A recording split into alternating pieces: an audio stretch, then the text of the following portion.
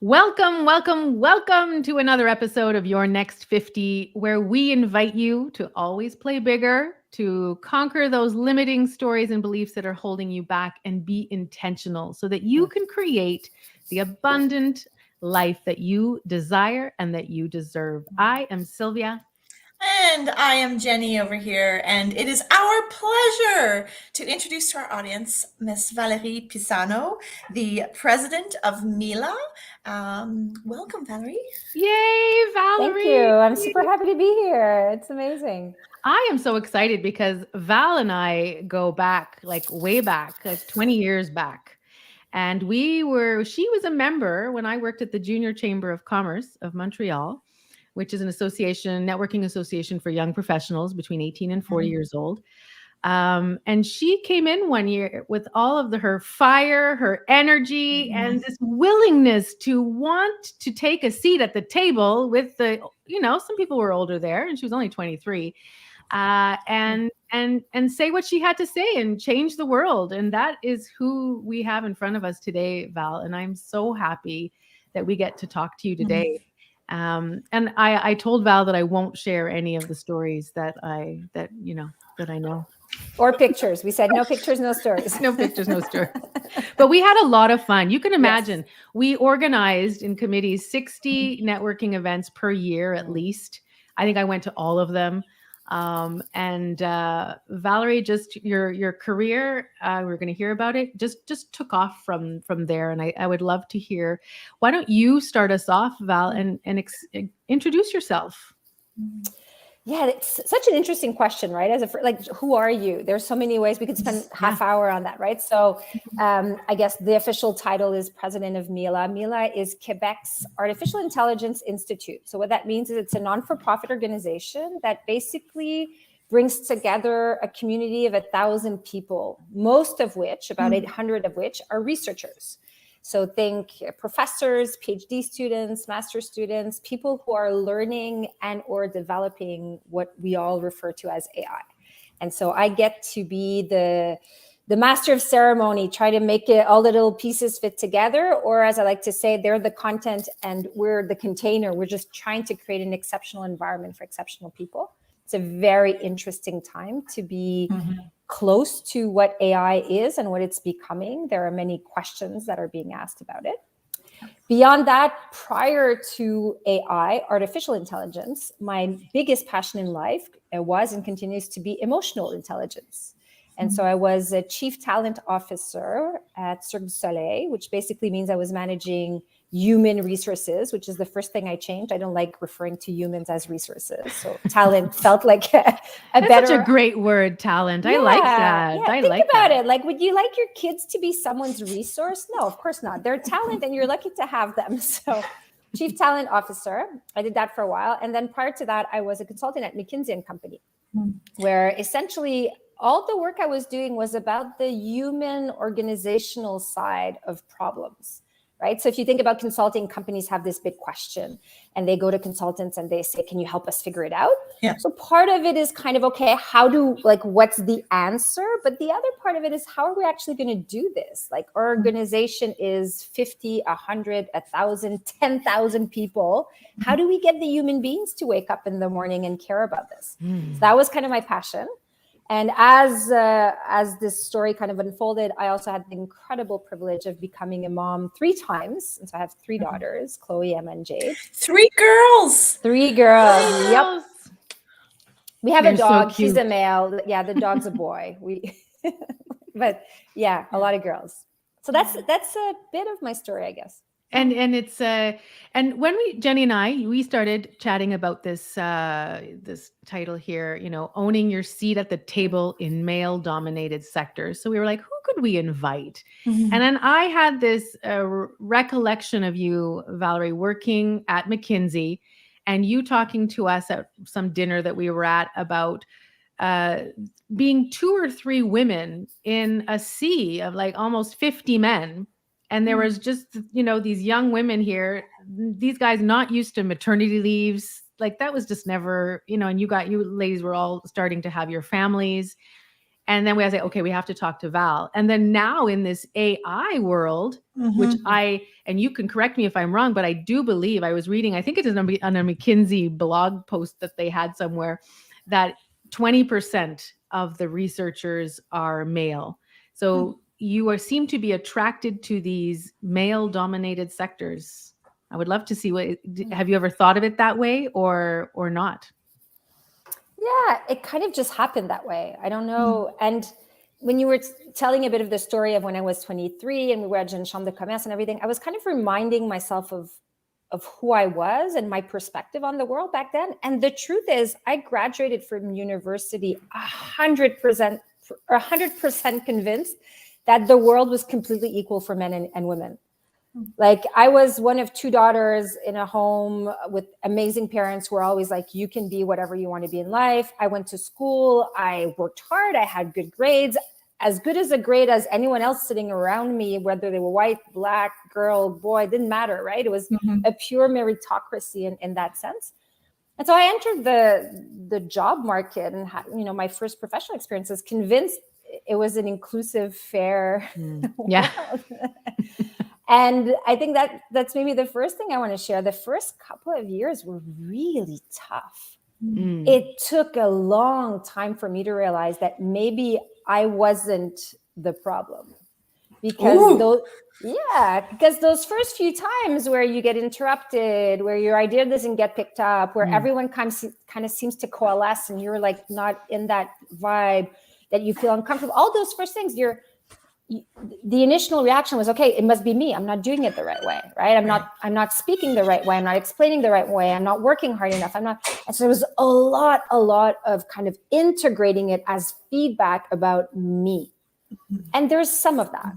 But one of the key things I took away a couple of years later was it's also feedback about my environment, right? So it's also feedback about this male dominated sector. The context itself has an energy and a premise that has nothing to do with me, except that I'm in it and swimming in it and trying to make my way in it. So that was kind of one thought I wanted to share. I think that was triggered, happily or not, by the fact that, yes, very early in my professional life, I ended up being in an environment where we were a minority. And beyond the fact that, we had very practical considerations, like I wanted to be home for dinner with my kids and figure out a way to do my work when they were sleeping and stuff like that. There was just like this feedback loop of what you're doing isn't right or isn't what we do. And so what does that mean about me and what does it mean about the environment? So what did you do? That's fascinating. And I'm sure there's lots of people listening that really appreciate you sharing that. Yeah, appreciate that story. Was it like a light bulb moment or was it more of a gradual thing, you realizing you had the choice to shift or adapt? I'm not saying we change for our environments, but I am saying we have the awareness of the environment. What did you do next? Yeah.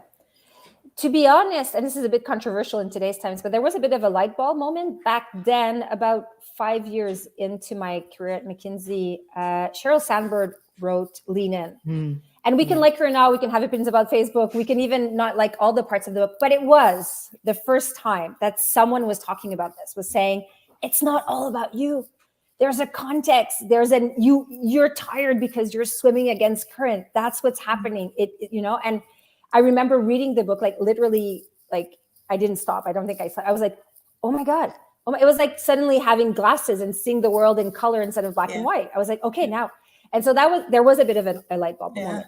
Way back then, no one talked about this. Like unconscious biases, diversity wasn't even really wasn't a thing. It wasn't a thing. It was like, if you're good, you'll have your place at the table. Like it took years of this kind of conversation for people to realize, no, you can be even better and not get your place at the table, right? It isn't and a to fair think, world. But notice how our first reaction is often, I wonder what I am doing wrong. Yeah. Right? Like not even, and to play the game, we need to know the rules, but we're not given the rules beforehand. And they're not rules that may be fair, right? No. So here you are, a young woman launched into this career with lots of aspirations and feeling like, okay, I'm not playing the game correctly. And I think that still happens. Yes, it does. I think it still happens. I haven't left corporate that long ago to realize that young women are still facing this.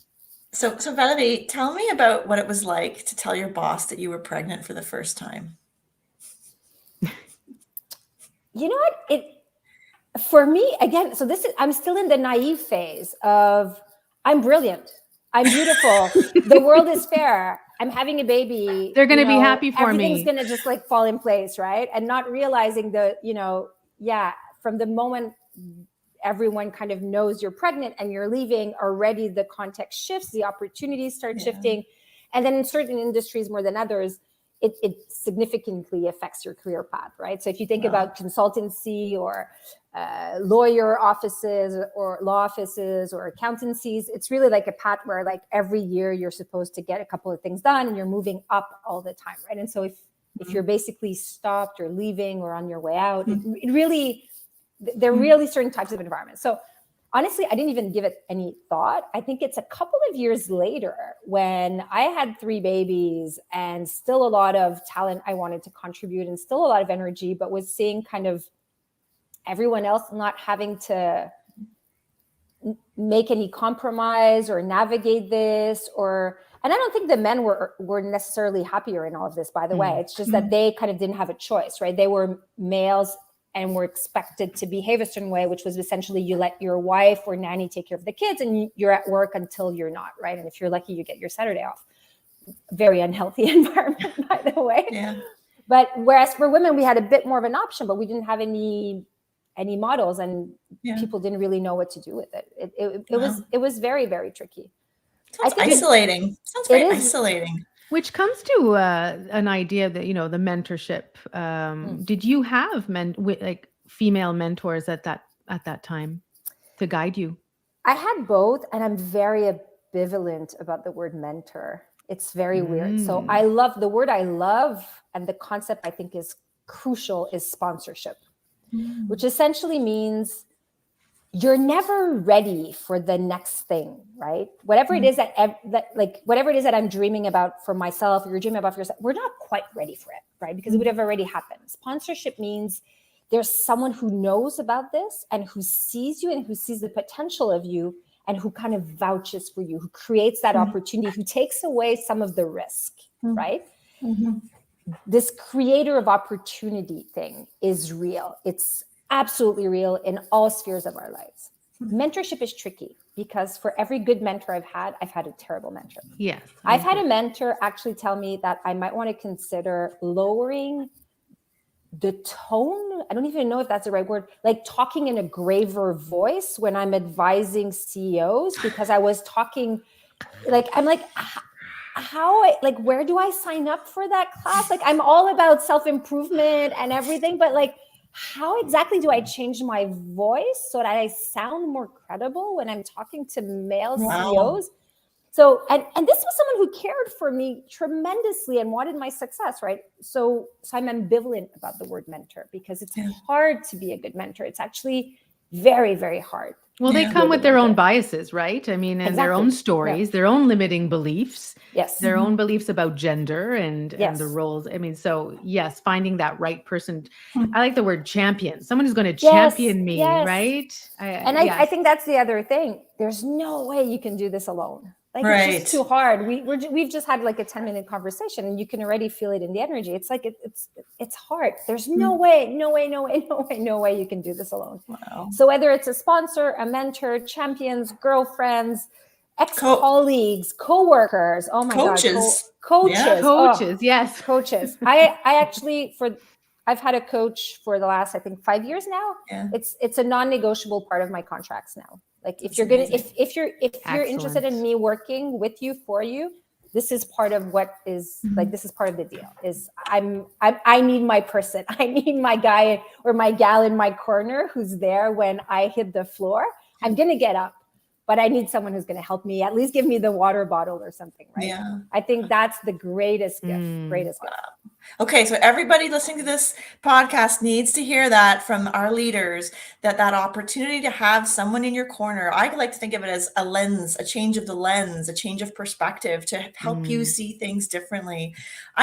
Where did you, so tell me about, you went from McKinsey, which I can only imagine was like a big pressure cooker, to, was it directly to Silk? Did you go to Silk du Soleil ensuite? No?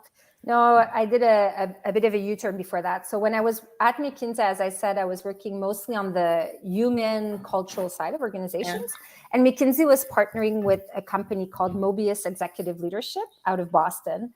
I fell in love with the people, the mindset, the content, the opportunity of actually slowing down in this crazy marathon sprint of a life that we're having, and kind of just take time to think about who we are, who we're becoming.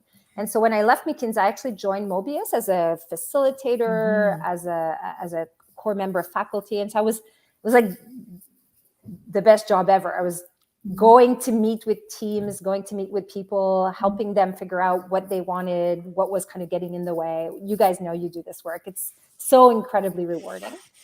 And then Cirque du Soleil called. And there was an opportunity, and I said yes to that. But well, I mean, that's who wants to say no to this? Cirque du Soleil. It's amazing, yes. But then coming into the AI, I think that's also tell us more. all of your tell us more. How did that switch come? And then with the pandemic, I mean, the Cirque totally changed as well. It was an opportunity for you. So AI was a bit of an accident or kind of synchronicity, whichever version you want to hear of it. But I was meeting with a champion mentor, sponsor friend of mine, talking about what was going on in my professional life, kind of figuring out what I wanted to do next. And he had been hired to help a group of people figure out this MILA thing that was coming together in AI. And as we were talking, he kind of connected.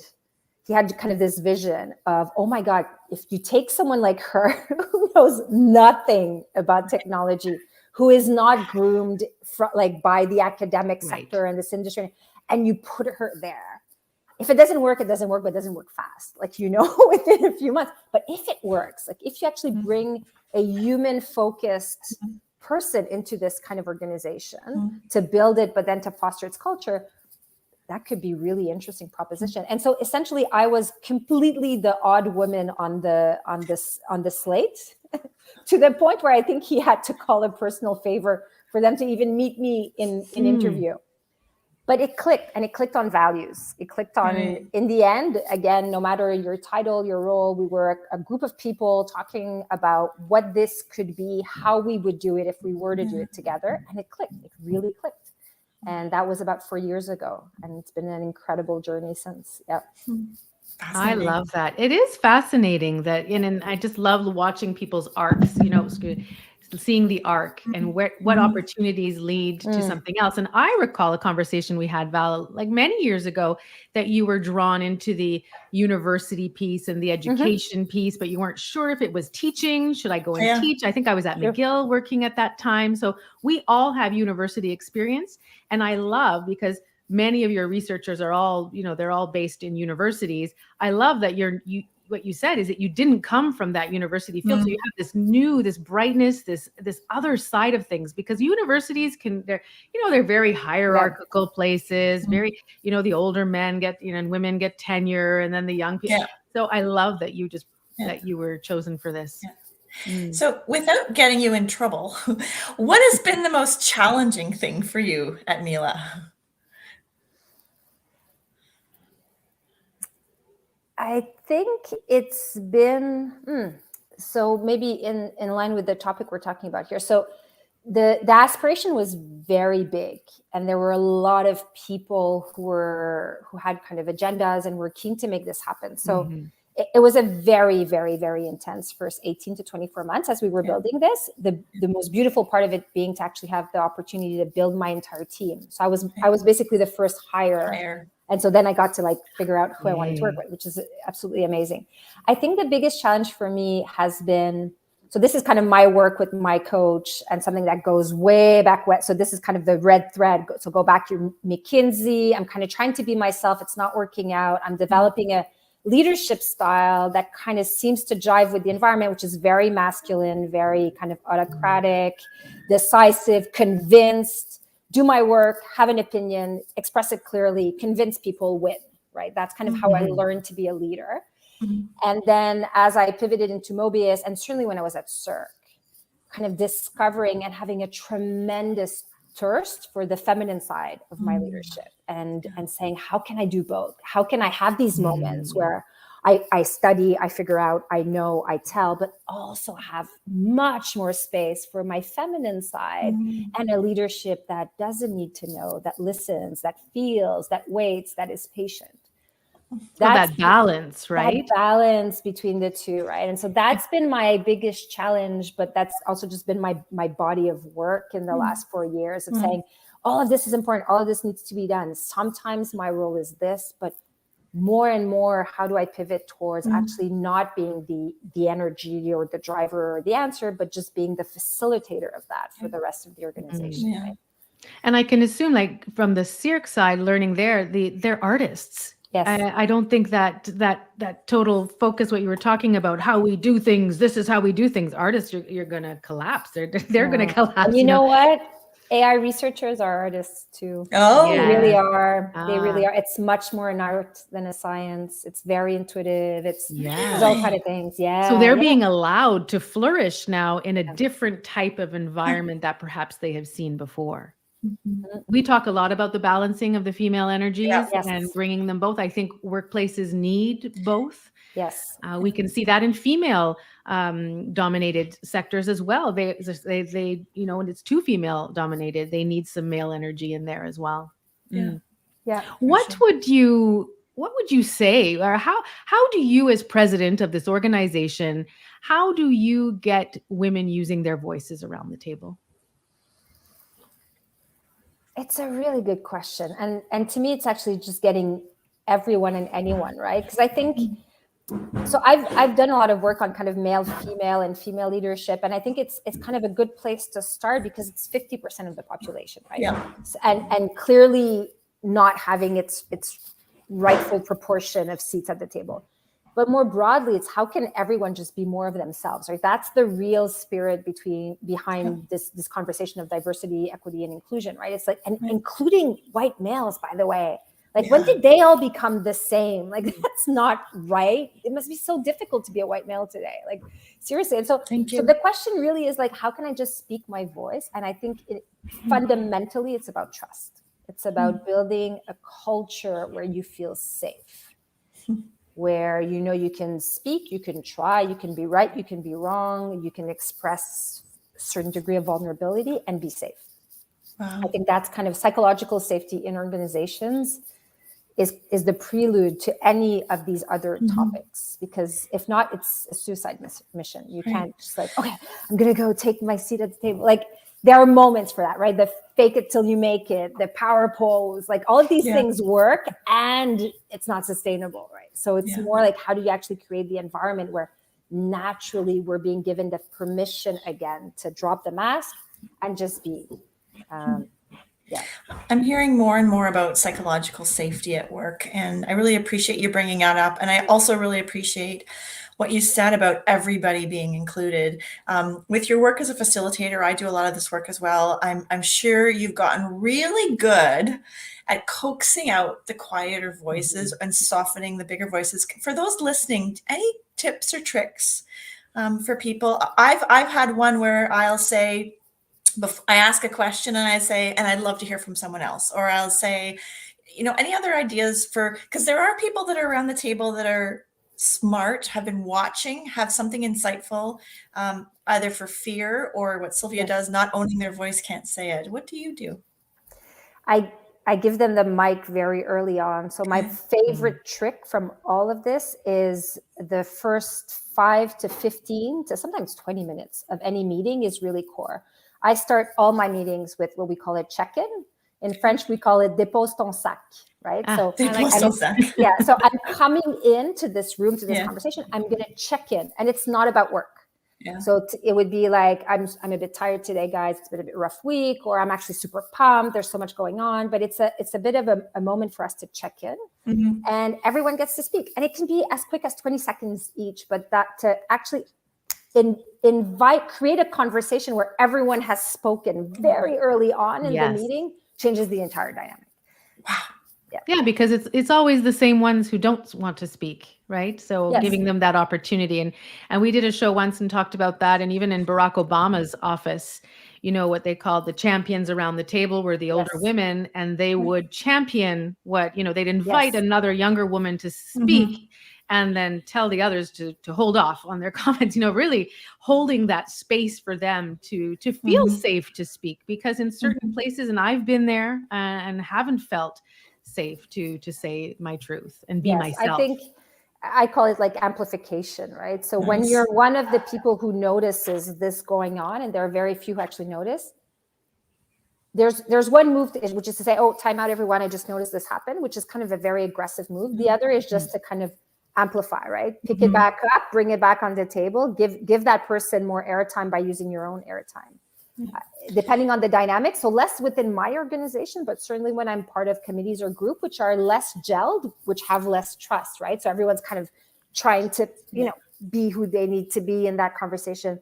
Then my feminine side would be take a step back, notice the conversation. What are we not hearing? Amplify that, right? Which is as much of a leadership move. It totally is. Saying, I need to say, I think that's a leadership, but this is also a very powerful leadership move. I'm so inspired by that. I, sometimes I think as at least my story is that I'm still that young girl on the playground, just wanting everyone to get along and play together, and constantly scanning the horizon for who's the odd man out and trying to bring them in. Like, I'm getting goosebumps as I talk about this. The underdog, right? Yeah. The underdog. And because I know that they have something power. They are the only unique person that can say what they can say. And it is our job to make a space for them and to listen genuinely. We don't have to agree. But yeah, I love that. It comes down to the leadership around the table. Like when I've had so many different types of leaders. So if you have a leader that wants to hear the loudest voices all the time, well, then that becomes competitive. So everyone around the table is trying to just, make their way. So I think it does start from who is leading, Yeah, exactly. And I mean, so my coach, one of her kind of favorite sentences is context is definitive.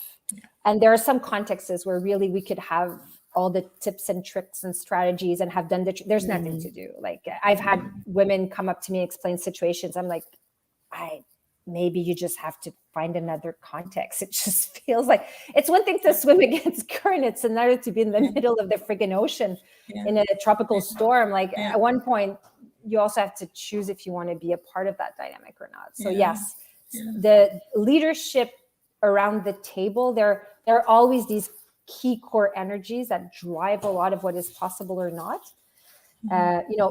Twisted the other side around. When I was at Cirque, we needed to pivot the culture. And the first thing we did is we launched a very extensive leadership program where everyone, men, women, anyone who was in a leadership position, so the top 200 was going to go through this, right? The optic being this: if you don't shift the leadership, you're never going to shift the culture, right? Yeah. And it's a mix. We also had programs for the front line and getting people to, feel more empowered. We launched a survey, so everyone got to say what they thought every week if they wanted to, right? But there's something about, there are people who carry weight in organizations, and if they don't shift, it's hard to shift the rest of the culture. Yeah, I'm struck by the content, or what you're providing for me is another vision of female leadership. Brene Brown's famous quote, "Clarity is kindness." Yes. That idea that we can be compassionate, genuine, sincere, and yet still get shit done. Sorry, right? Yeah, and we've had for so long, like, sorry for the presidents, but Ronald Reagan, like square box, cardboard box, get, man a few words, or Hillary Clinton / Angela Merkel. And there hasn't been a lot in the middle. We talk a lot about the Spanx lady. Sylvia and I are big fans. I apologize, I'm not remembering her name, but, creating new spaces and new conversations about women's leadership. And so many of the people I coach are saying to me, I've always been number 2. I've always been the bridesmaid. How do I get to the top so I can put my stamp on this organization? Any advice to them? I don't know. Get a coach. It's hard. I mean, yeah. So, okay. So if you force me, I'd say number 1, it's same as sports, right? If you want to be number 1, a big chunk of it is your own work to get there. And by the way, if you're doing the work, even if you end up number 2, 3, or 5, the journey itself is going to be the reward. So part of it is do the work. And that means a lot of investment in self, including coaching, including programs, like whatever it is. Like I'm a junkie of self-development. But in the end, that's it. You can't, if you want to be a professional athlete, you have to train every day. That's kind of the proposition. You don't have to, but if you want, that's what you need to do. Number two, we said, is kind of be surrounded by people who know that's your vision. Be very clear about it. Like, intention really does shift what the universe sends you or not. And then have a group of people who care about that dream for you and kind of are there to support you, not necessarily make it happen, but are there to support you. And then when the opportunity does come up, so like kind of to connect it to this interview I was not even supposed to be invited to, then that day just like really center on who you are, right? So own your seat at the table. The seat is there, but it's almost like own yourself at that table and just show up and kind of go with it. You have, in a sense, nothing to lose, really, right? Well, we often wait to be invited. I think sometimes we wait too much to be invited, but I like these. What can we, and it goes back to knowing ourselves. Where do we fit well? Where can I be my truest self and be authentic so that energy that I have is brought forth? Right. And as we know, everything is energy. So when we are ourselves in that energy and we're lit up, the other people will see it, even if we're speaking softly and only once in a while. That energy that we bring to the table, I think, is super important. Valerie, this has been an amazing conversation. I really enjoyed it. Thank you so much to be here and share your thoughts. I wish you so much success in the coming years. I suggest a question. Jenny, I was going to say, and I can't wait to have you back in 5-10 years, because there'll be more learnings that you can share with our audience and with us.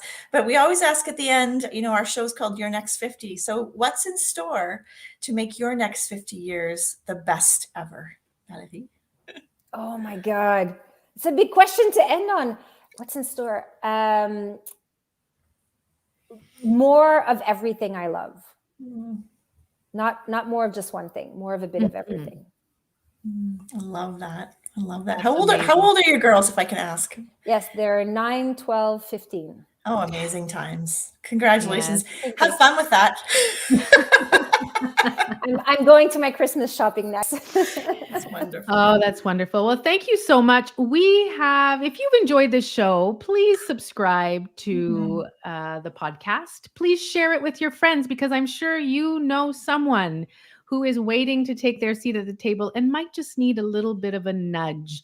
So please share this episode. It would be much appreciated. The more people that can hear these messages, it'll just make the world a better place. It just really will. We have a great show coming up next week. Another guest. We have Anita Novak to speak about one of my favorite topics, which is empathy. So stay tuned, and we look forward to visiting with you next time, folks. Thank you so much. Bye, everyone. Thanks, Valerie.